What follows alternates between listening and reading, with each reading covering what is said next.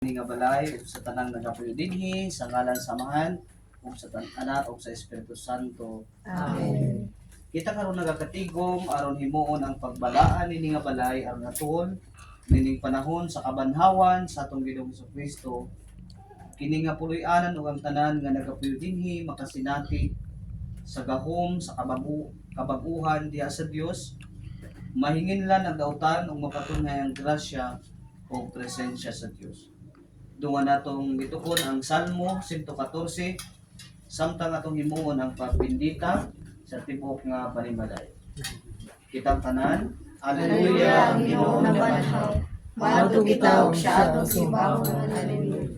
Sa paggawas sa katawhan sa Israel, sa Ehipto, sa pagpagya sa mga kaliwat ng Jacob, niadtong ayuta, ang una dahil wala ang katawhan sa Ginoo, ug ang Israel ay kalit.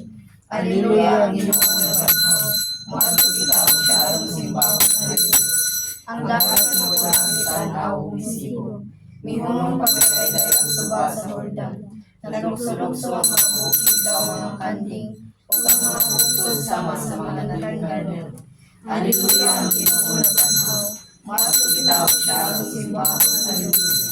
Nganong misibog ka man, dagat ug ikaw Jordan, nganong ikaw kaman paglagay mga bukid nganong nagsulugso ang kamudaw mga kanding, mga bukod nganong nagsulugso ang kamudaw mga natingganan. Alleluia, ang Ginoo nga banhaw, maadto kita og siya atong simbahon. Alleluia.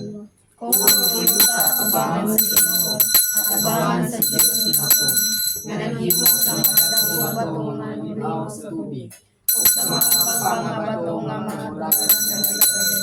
Himaya sa mahanong sa Anak ug sa Espiritu Santo, sama sa hinugdan karon sa pagturan. Amen.